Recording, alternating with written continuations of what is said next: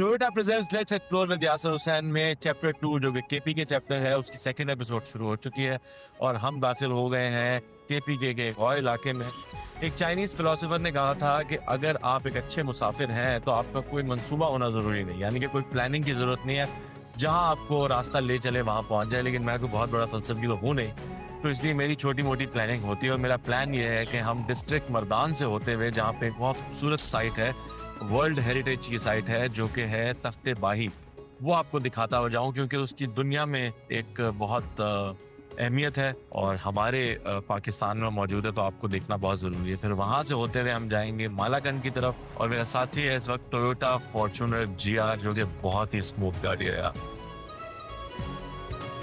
वो कहते हैं ना कि जो चीज जिसके नसीब में होती है उसी को मिलती है। मैंने रावलपिंडी में अपनी वालदा की कब्र पर डालने के लिए कुछ फूल लिए थे, लेकिन वो फूल इस गाड़ी में रह गए और मैं दूसरी गाड़ी में उस कब्रिस्तान चला गया तो फूल नहीं डल सके। यहाँ आते हुए अचानक मेरी नजर एक कब्रिस्तान पर पड़ी और मैं वहां रुका। सोचिए, रावलपिंडी से खरीदे हुए फूल यहाँ किसी की कब्र पर डले।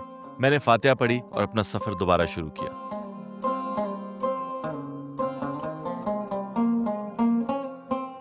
टोयोटा फॉर्च्यूनर जो है इस तरह की सड़कों के लिए किसी जमाने में ये सड़क बनी होगी, लेकिन इस वक्त जो है इसका पाल नामुनासिब है, तो उसके लिए ये गाड़ी बहुत ही महंगा। आपको सड़क का कुछ दादा तो बोला होगा किस टाइप की है, लेकिन इस पे गाड़ी बिल्कुल हमें कोई ऐसा फील नहीं हो रहा है कि सियासी रोड से जा रही है, बहुत स्मूथ है। अगर कोई आम गाड़ी होती तो उसको बहुत ध्यान से चलाना, ये रफ एंड टफ गाड़ी है।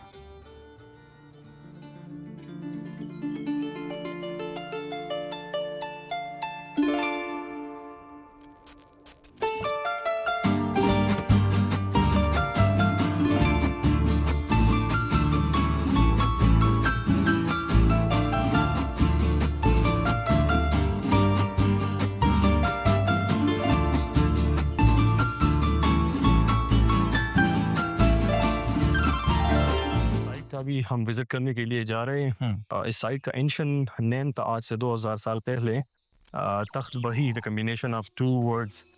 तख्त मीन थ्रोन, पहाड़ के ऊपर हम जगह, बही मीन वाटर स्प्रिंग। अच्छा, आज से 2000 साल पहले यहाँ पे 2 चश्मे हुआ करते थे जो बुद्धिस्ट पीपल वाटर पर्पस के लिए इस्तेमाल करते थे। और ये साइट जो है, इस साइट का हिस्ट्री का जो पीरियड है 1st century BC belong to 7th century AD। Complex of Takht Bahi जो है ये 2000 ईयर ओल्ड बुद्धिस्ट कॉम्प्लेक्स है। ये साइट आई मीन अखबई आर्कियोलॉजिकल साइट जो है ये फर्स्ट टाइम डिस्कवर हुआ है in the period of Manjit Singh in 1836। अच्छा, यहाँ पे प्रॉपर एक्सक्यूवेशन जो है before partition of Pakistan start हुई है 1906 से 1909। The first period of excavation जो है ये ब्रिटिश आर्कियोलॉजिस्ट ने कंडक्ट किया था, आई मीन ASI डिपार्टमेंट में।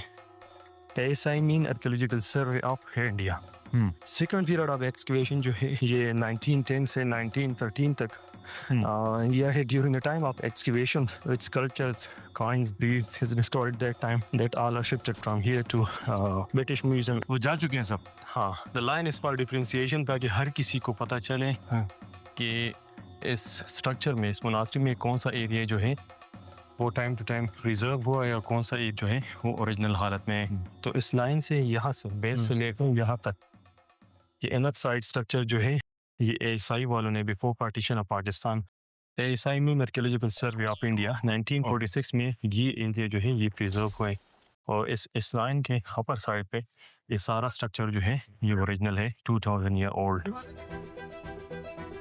आर्टिस्ट बनने से पहले मैं एक आर्किटेक्ट भी था। बचपन से ही मुझे तारीखी इमारतें बनाने का बहुत शौक था। फिर किसी ने मुझे बताया कि तारीखी इमारतें तो बन चुकी हैं, वो तो तारीख में ही बनती हैं। तो फिर मैंने सोचा क्यों ना इन तारीखी इमारतों को ढूंढ ढूंढ कर इनमें से गलतियां निकाली जाएं। मेरी उकाबी नजरों से कोई भी गलती बच नहीं सकती थी। पूरी इमारत ईस्ट ओपन थी, जबकि इसे वेस्ट ओपन होना चाहिए, क्योंकि हवा वेस्ट से चलती है। और इस गलती की निशानदेही जब मैंने माहिरीन से की तो सबसे पहले तो उन्होंने मुझे शट अप कहा और उसके बाद बताया कि क्योंकि इमारत बहुत ऊंची है और इतनी ऊंचाई पे हवा हर तरफ से ही चलती है। खैर, मैंने उन्हें बताया कि कंस्ट्रक्शन तो बहुत अच्छी है, लेकिन ये प्राइम लोकेशन नहीं। मार्केट, शॉपिंग मॉल, यूनिवर्सिटी सब यहाँ से दूर है। उन्होंने कोई जवाब नहीं दिया और सिर्फ गुस्से से घूरते रहे। फिर मैं भी उनसे हाथ मिलाकर चल पड़ा।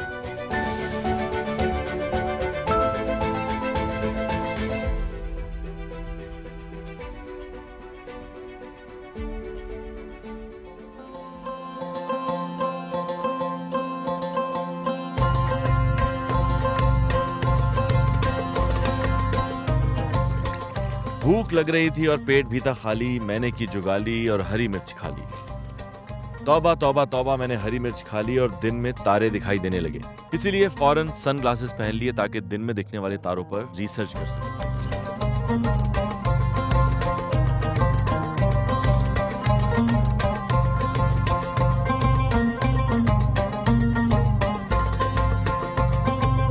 कितना प्यारा खूबसूरत नज़ारा है मालाकंड का, क्या अच्छा मौसम है। लेकिन एक चीज़ जो हम करते हैं, पकोड़े समोसों के बकाया जात, कोई कोल्ड ड्रिंक, उधर भी 10 चीज़ें गिरी हुई हैं, दिखाएं ज़रा उधर। यार ये देखें, इतनी खूबसूरत ज़मीन दी है हमें अल्लाह ने, क्या करते हैं हम।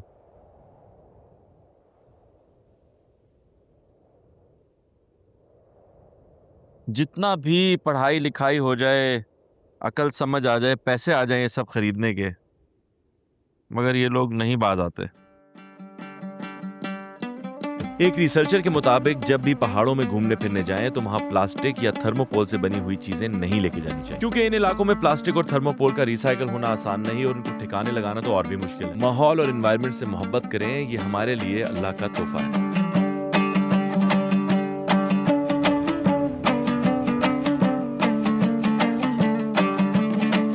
शहजाद भाई हैं और शहजाद भाई जो है वो पुलिस में काम करते हैं जी। शहजाद भाई मुझे बताएं कि ये अभी हम मालाकंड से अचानक हम कहाँ, किस जगह पे आ गए? अभी जाएंगे इधर से गुजर के चिकदर आ जाएंगे।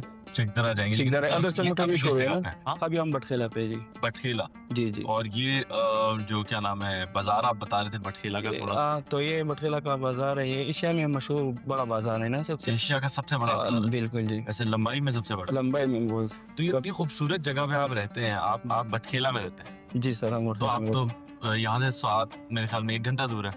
तकरीबन 1 घंटा 45 मिनट लग जाता है। और चिकदरा जाते हैं? चिकदरा तकरीबन 20-25 मिनट लग जाएगा।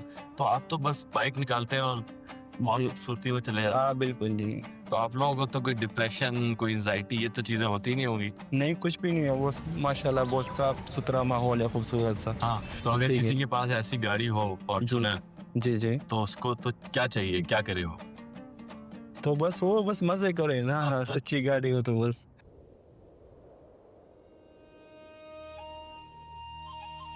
टोयोटा फॉर्च्यूनर के 4x4 होने का एक फायदा ये भी है कि गाड़ी कच्चे में उतारते हुए बिल्कुल डर नहीं लगता। दरिया किनारे रात गुजारने का एक अच्छा स्पॉट नजर आया तो गाड़ी भी वहीं उतार ली।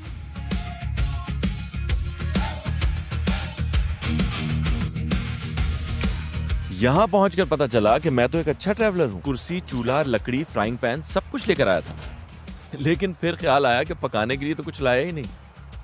लेकिन फिर हाथ में पकड़ी फिशिंग रॉड ने झटका खाया और मेरा दिल भी ललचाया, क्योंकि एक शिकार कांटे में फंसा था। कुछ देर मछली का डांस देखा, फिर मछली थक गई, जाहिर है वो प्रोफेशनल डांसर तो थी नहीं। उसके बाद मैंने मछली को फ्राई करने का फैसला किया, क्योंकि आप जानते हैं कि मैं अच्छे ट्रैवलर और अच्छे आर्टिस्ट के साथ साथ एक बहुत अच्छा कुक भी हूँ। इसीलिए जुबैदा आपा के सारे टोटके और रेसिपीज से मदद लेने के बाद मैंने उस मछली को फ्राई कर लिया।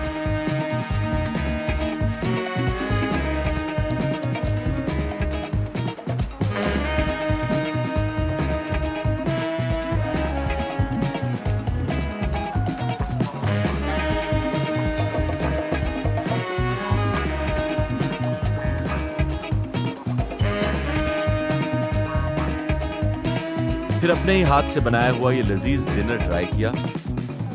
हिसाब लगाया कि कल चतराल जाने के लिए कितना सफर करना पड़ा। क्योंकि चतराल का सफर बहुत ज्यादा था तो मैंने सोने का फैसला किया। कल आपको लेके चलूंगा चतराल। तब तक रखिए अपना ख्याल और दिल में ना आने दें ऐसा कोई भी ख्याल जिससे हो आपको किसी किस्म का कोई मलाल। वाह, ये तो सोते सोते शायरी हो गई।